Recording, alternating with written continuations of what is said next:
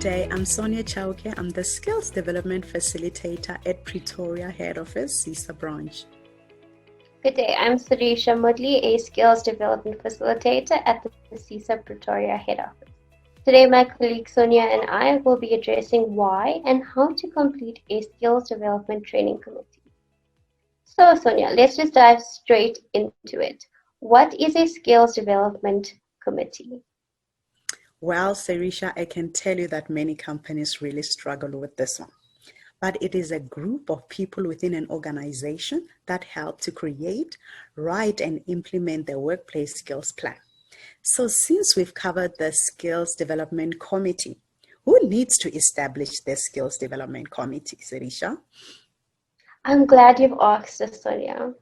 As for the Skills Development Act and the Government Gazette 2001, if an organization employs 50 or more employees, then that company will have to establish a Skills Development Committee. So, Sonia, having stated that, what is the composition of the Skills Development Committee? Well, the composition of the Skills Development Committee, the forum should be represented by all stakeholders, equal representation from management and employees or labor.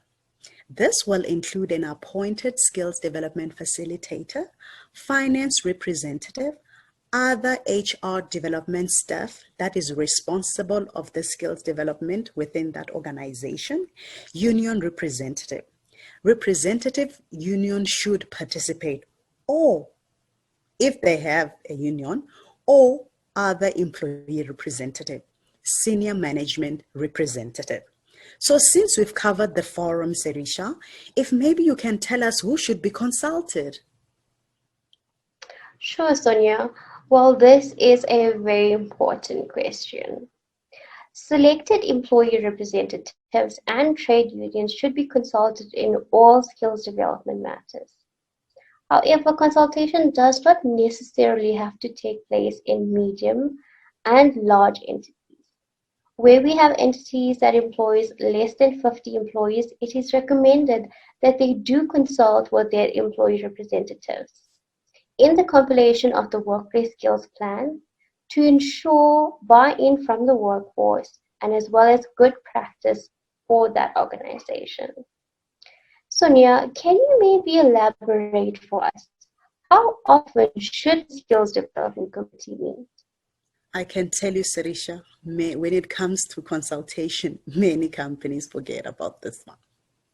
But consultation should commence as early as possible in the process of the workplace skills plan and the annual training report.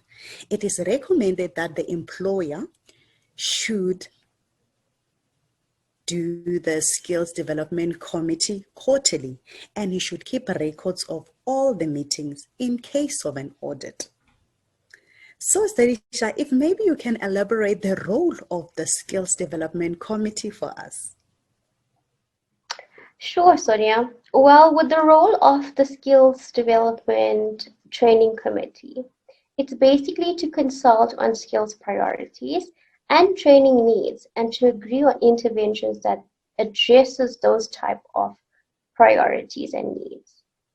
The role in specific is to represent, to communicate, and to gather information from employees and employers on skills development matters. Also to focus on statutory objectives and to embody the Skills Development Act.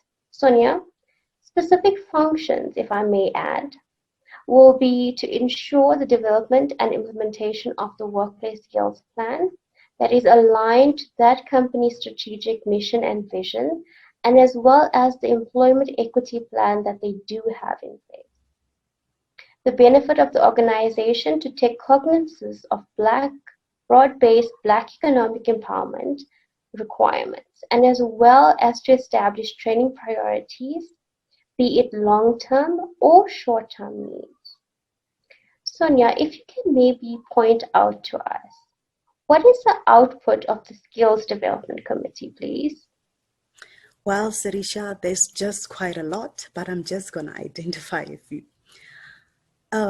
Identify strategic training of the employees, make recommendation and the training needs of the organization, and support the skills development facilitator in developing the workplace skills plan and the annual training report in line with the SEESA requirements.